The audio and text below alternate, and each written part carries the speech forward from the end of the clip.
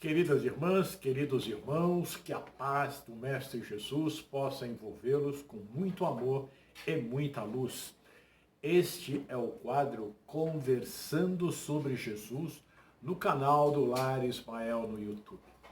Vamos dar sequência ao estudo sobre Jesus e estudando o livro A Caminho da Luz do Espírito Emmanuel, psicografado por Francisco Cândido Xavier. Hoje nós vamos estudar uma civilização muito importante, que é a civilização egípcia. Então vamos ver o que Emmanuel nos diz aqui no capítulo 4. Os egípcios. Dentre os espíritos degradados na Terra, os que constituíram a civilização egípcia foram os que mais se destacavam na prática do bem e no culto da verdade. Aliás, importa considerar que eram eles os que menos débitos possuíam perante o Tribunal da Justiça Divina, em razão dos seus elevados patrimônios morais. Guardaram no íntimo uma lembrança mais viva das experiências da sua pátria distante. Um único desejo os animava, que era trabalhar devotadamente para regressar um dia aos seus penates resplandecentes, ou seja, aos seus lares resplandecentes, à sua cidade, de onde eles haviam partido. Nesse princípio aqui, Emmanuel já nos dá assim, uma noção de como esse povo que aqui veio era evoluído. Eles eram os que menos débitos morais tinham com o planeta lá do sistema de Capela. Então, eles já tinham esta evolução, e por esses dotes morais que eles tinham, eles guardavam a lembrança muito viva desse mundo de Capela. Então, eles foram importantíssimos para o desenvolvimento do planeta Terra e desse povo que aqui estava e que passaram a viver junto com esses degredados da raça egípcia. Emmanuel prossegue aqui. A ciência secreta. Em virtude das circunstâncias mencionadas, os egípcios traziam consigo uma ciência que a evolução da época não comportava. Aqueles grandes mestres da antiguidade foram, então, compelidos a recolher o acervo de suas tradições e de suas lembranças no ambiente reservado dos templos, mediante os mais terríveis compromissos dos iniciados nos seus mistérios. Os conhecimentos profundos ficaram circunscritos ao círculo dos mais graduados sacerdotes da época. Os sábios egípcios conheciam perfeitamente a inoportunidade das grandes revelações espirituais naquela fase do progresso terrestre. Chegando ao mundo de cujas lutas, na oficina do aperfeiçoamento, haviam guardado as mais vivas recordações. Os sacerdotes mais eminentes conheciam o roteiro que a humanidade terrestre teria de realizar.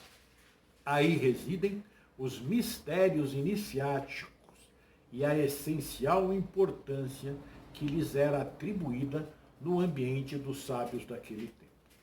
Vejam como esses nossos queridos irmãos eram espíritos evoluídos. Não a sua totalidade, mas a grande maioria. E dentre eles existiam os sábios, os sacerdotes. Esses espíritos tinham um profundo conhecimento da ciência como um todo, né?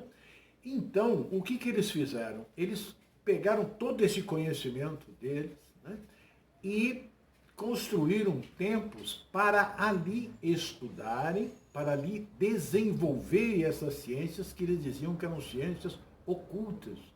Porque, como nós vamos ver mais tarde, eles tinham já resolvido o problema da reencarnação, comunicabilidade dos espíritos. E aqueles que tinham esta aptidão, né, de conversar com os espíritos, aqueles que tinham essa aptidão da inteligência desenvolvida desde o início das suas vidas, eles já eram preparados, eles eram os iniciados e eles passavam a viver no templo fazendo, né, todo esse estudo, desenvolvendo toda uma técnica, né, que só eles conheciam, a massa não conhecia. Então, por isso que eles guardaram, criaram os templos e ali eles estudavam e ali eles experimentavam os seus conhecimentos, né, junto com os iniciados. E para a gente ter uma ideia assim tão grande, né, desse desenvolvimento de alguns daqueles sacerdotes, ele diz aqui que eles conheciam o roteiro pelo qual a humanidade teria que passar.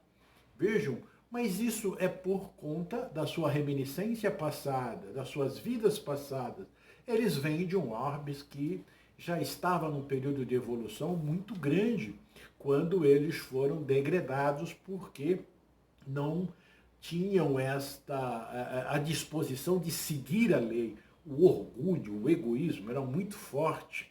Então isso fez com que esse povo, né, fosse tirado daquele planeta naquele momento e veio para o nosso planeta Terra para aperfeiçoarem estas condições morais, né, e do mesmo jeito já ir impulsionando, colocando esses conhecimentos, né, aqui na nossa Terra para os espíritos que aqui vieram. Porque nesse momento já temos muitos espíritos degradados aqui e os primitivos, né, os nativos daqui do nosso planeta Terra. Então, seguindo aqui, ele coloca um outro subitem, diz assim, o politeísmo simbólico. Nos círculos esotéricos, onde pontificava a palavra esclarecida dos grandes mestres de então, sabia-se da existência de Deus único e absoluto, Pai de todas as criaturas e providência de todos os seres. Mas os sacerdotes conheciam igualmente a função dos espíritos prepostos de Jesus na execução de todas as leis físicas e sociais da existência planetária, em virtude de suas experiências passadas. Então eles conheciam até Deus único, tá vendo? Evidentemente, porque se ele vem de um planeta, né, aonde eles estão com um desenvolvimento muito superior ao desenvolvimento do nosso mundo atual, né, que está passando, que já estamos na transição, né, eles tinham esse conhecimento. Só que nós precisamos atentar que a soberba, que o orgulho e o egoísmo, esses monstros, né, que impedem que nós avancemos junto aos ensinos que Jesus nos trouxe, né, bloqueia a nossa passagem. E nós, então, nos achamos acima do bem e do mal e acabamos tendo problemas muito sérios e esses nossos irmãos chegaram a ser degradados, ou seja, não poderiam mais ficar naquele mundo. E trouxeram essa carga de conhecimento para todos nós aqui. E ele continua. Desse ambiente reservado de ensinamentos ocultos partiu então a ideia politeísta dos numerosos deuses, que seriam os senhores da terra e do céu, do homem e da natureza. As massas requeriam esse politeísmo simbólico nas grandes festividades exteriores da religião. Então, nós percebemos que, como eles criaram, então, esses templos, colocaram todo esse conhecimento só ali. Então, só os iniciados é que poderiam ter essa visão, esse conhecimento do Deus único, né, da vida após a morte, né, do espírito imortal. Então, eles criaram outros deuses para a massa. Então, não espalharam esse conhecimento para aqueles espíritos que aqui estavam. Eles simplesmente criaram ali a sua casta e continuaram o seu trabalho. E para a massa trouxeram vários deuses, Deus Sol, Deus Lua, Deus do Rio, Deus... Criou Deus para tudo quanto era efeitos da natureza, né, para que o homem fosse adorando. Até certo ponto é compreensível porque alguns daqueles seres não conseguiriam compreender, né, o seu estudo, o seu conhecimento. Então eles deram um alimento para aquele povo de acordo com o seu organismo social, o seu desenvolvimento, né? E ele segue aqui, e eles vão falar que eles também tinham um culto da morte à mentepsicose. Vejam só. Um dos traços essenciais desse grande povo foi a preocupação insistente e constante da morte. A sua vida era apenas um esforço para bem morrer. Seus papiros estão cheios dos consoladores mistérios do além-túmulo. Era natural. O grande povo dos faraós guardava a reminiscência do seu doloroso degredo na face obscura do mundo terreno. E tanto lhe doía semelhante humilhação que, na lembrança do pretérito, criou a teoria da mentepsicose, acreditando que a alma de um homem podia regressar no corpo de um irracional, por determinação punitiva dos deuses. A mentepsicose era o fruto da sua amargurosa impressão a respeito do exílio penoso que lhe fora infligido no ambiente terreno.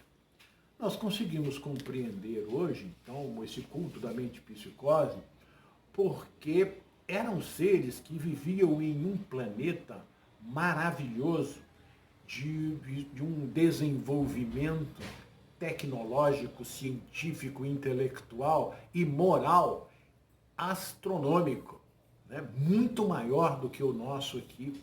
Nós não temos ainda nem dimensão, né, de verificar.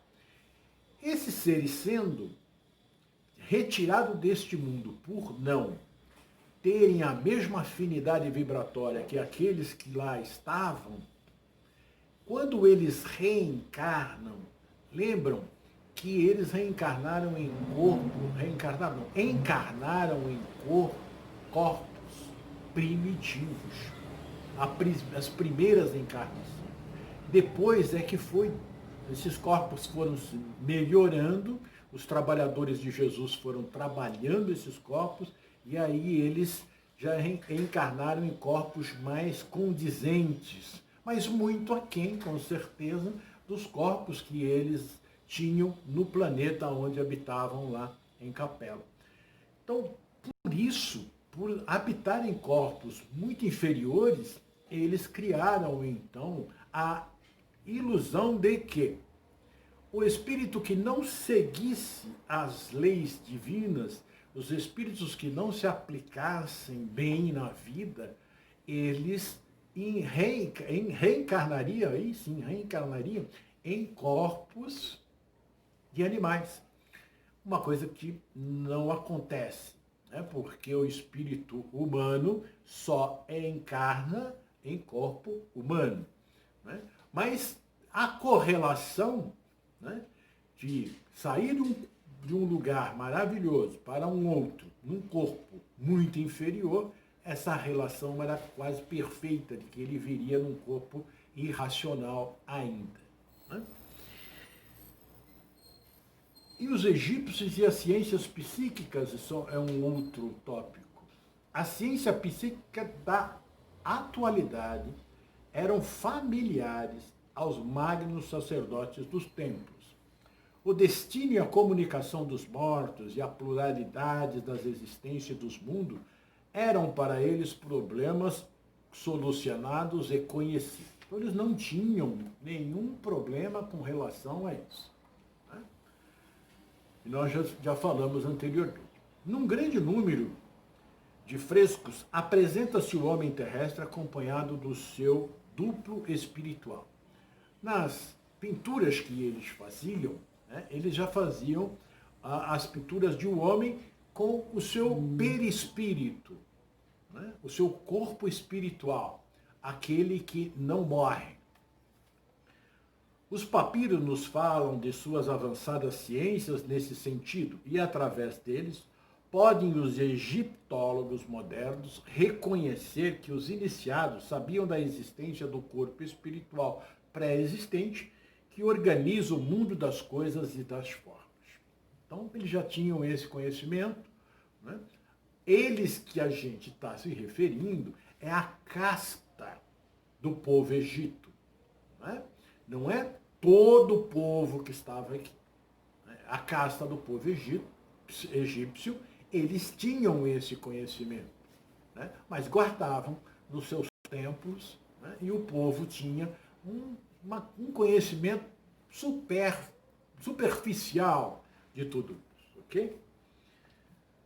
Seus reis, que eram os faraós, né, estavam tocados do mais alto grau da iniciação, enfeixando nas mãos todos os poderes espirituais e todos os conhecimentos sagrados. É por isso que a sua desencarnação provoca a concentração mágica de todas as vontades, no sentido de cercar-lhes o túmulo de veneração e de supremo respeito. Claro, eles tinham pleno conhecimento, né? Então eles eram considerados deuses. Né? Então, eles tinham os seus túmulos, né? As suas tumbas, elas eram ricamente ornamentadas com pinturas, né? E eles colocavam muitas coisas bonitas lá, que era para que ele tivesse um sono tranquilo, né? Passasse da vida para a morte, né? E seguisse para o plano espiritual serenamente. Então era um profundo respeito, né? Muito bem adornado, e eles cultuavam mesmo os faraós como deuses. Né? Por isso esse respeito todo. E aí eles vão falar sobre as pirâmides. A assistência carinhosa do Cristo não desamparou a marcha desse povo cheio de nobreza moral. Enviou-lhes auxiliares e mensageiros, inspirando-os nas suas realizações, que atravessaram todos os tempos, provocando a admiração e o respeito da posteridade de todos os séculos. Vejam que o Cristo, né, em nenhum momento abandona ninguém. E como ele havia prometido àquela massa de espíritos, Emmanuel diz aqui milhões de espíritos, né, que iria acompanhá-los no seu processo evolutivo, e depois de um tempo iria vir ter com eles, vejam que ele trabalha incessantemente com esses nossos irmãos também, que tinham todo esse conhecimento, para que eles pudessem semear esse conhecimento. Muito embora eles ainda tenham deixado entre eles mesmos, né, entre aquela casta dos egípcios. Mas o povo egípcio tinha já um desenvolvimento maior, conhecia. Mas os outros povos que o cercavam, né, os nativos, né, eles viam esses seres como deuses. Né? Então vamos ver aqui que o Cristo continua trabalhando com esses nossos irmãos, mandando as suas intuições, mandando seres para que aqui encarnassem para auxiliá-los no seu progresso. Como faz até hoje. Aquelas almas exiladas que as mais interessantes características espirituais singularizam, conheceram em tempo os que o seu degredo atingia o fim. Então eles perceberam que estava chegando no fim o seu estágio aqui no planeta Terra. Impulsionados pelas forças do alto, Os círculos iniciáticos sugerem a construção das grandes pirâmides que ficariam com a sua mensagem eterna para as civilizações futuras do orbe. Esses grandiosos monumentos teriam duas finalidades simultâneas. Vamos ver as finalidades dessas pirâmides. Representariam o mais sagrado templo de estudo e iniciação, ao mesmo tempo que constituiriam para os pósteros, para o futuro, um livro do passado, que com as mais singulares profecias em face da obscuridade, das obscuridades do porvir. Vejam que coisa muito interessante e muito bonita, não é? Então, ali eles teriam o símbolo dos estudiosos, né? Do local sagrado, de estudo sério, de desenvolvimento, né? dos seus conhecimentos, né? E ficaria ali guardado para o futuro todo esse conhecimento, né? Para que nós pudéssemos desvendá-lo. Até hoje estão trabalhando, né? Estamos estudando para conhecer aquilo que os egípcios trouxeram para o nosso planeta. E ele continua aqui. As pirâmides revelam mais extraordinários conhecimentos daquele conjunto de espíritos estudiosos das verdades da vida. A par desses conhecimentos, encontram-se ali os roteiros futuros da humanidade terrestre. Olha que impressionante, né? Os estudos deles. Né? Cada medida tem a sua expressão simbólica relativamente ao sistema cosmogônico do planeta, quer dizer, a criação do planeta, né?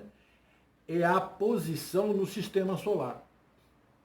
Ali está o meridiano ideal, que atravessa mais continentes e menos oceanos, e através do qual se pode calcular a extensão das terras habitadas pelos homens. A distância aproximada entre o Sol e a Terra, a longitude percorrida pelo globo terrestre sobre a sua órbita no espaço de um dia, a precessão dos equinócios, bem como muitas outras conquistas científicas, que somente agora vem sendo consolidada pela moderna astronomia. Vejam o que esses egípcios estudaram sobre a vida, sobre a formação do mundo, sobre as distâncias, sobre os dias que começam o outono e a primavera, que é o equinócio. Então, eles fizeram um trabalho, eles fizeram um estudo minucioso e ficou ali nas pirâmides. As pirâmides guardam tudo isso. Tem precisões matemáticas, né? Coisas assim minuciosas de um povo que conseguiu a sua redenção. E vamos ver como? Depois dessa edificação extraordinária, os grandes iniciados do Egito voltam ao plano espiritual no curso incessante do século. Então, depois de todo esse trabalho, todo esse estudo, de semearem o progresso, de conquistarem, né, um progresso moral firme, muitos deles começam a voltar para o planeta no sistema de Capela. Em algumas centenas de anos, reuniram-se de novo nos planos espirituais os antigos degredados com a sagrada bênção do Cristo, seu patrono e salvador. A maioria regressa, então, ao sistema da capela, onde os corações se reconfortam nos sagrados reencontros das suas afeições mais santas e mais puras. Mas grande número desses espíritos estudiosos e abnegados conservaram-se nas hostes de Jesus, obedecendo a sagrados imperativos do sentimento e ao seu influxo, muitas vezes tem reencarnado na Terra para desempenho de generosas e abençoadas missões. Depois de todo esse estudo, depois de todo esse trabalho, de semearem aqui no nosso planeta conhecimento e trabalhando, semeando esse conhecimento, né, eles conquistaram a condição de voltarem ao seu planeta de origem. Muitos voltaram, né, agradecendo a Jesus a oportunidade e todo o seu empenho, o seu trabalho, o seu amor, para que eles pudessem progredir. Outros resolveram ficar no planeta Terra para auxiliar Jesus, porque ele coloca nas hostes de Jesus, ou seja, junto com os seus trabalhadores, né, para auxiliarem na evolução desse planeta. Isto é a gratidão, não é? A gratidão por ter recebido esta oportunidade, ter sofrido, ter passado por muitas dificuldades, encarnarem em corpos muito inferiores ao que eles estavam habituados, mas eles aprenderam a lição de que só o bem pode proporcionar as coisas boas para cada um de nós e então voltam várias vezes para nos auxiliar, reencarnando em determinados períodos, trazendo a mensagem do nosso querido Jesus, que é a mensagem de amor e incentivo para que nós possamos continuar trabalhando. Não importa a nossa dificuldade, o importante é continuarmos com fé, dedicação e amor. Então, meus queridos irmãos, Jesus abençoe a todos vocês e na próxima semana teremos mais um povo para que nós possamos estudar, conhecer e estudar. Que Jesus nos abençoe. Eu sou Irandi Protásio, um dos membros do Lar Ismael.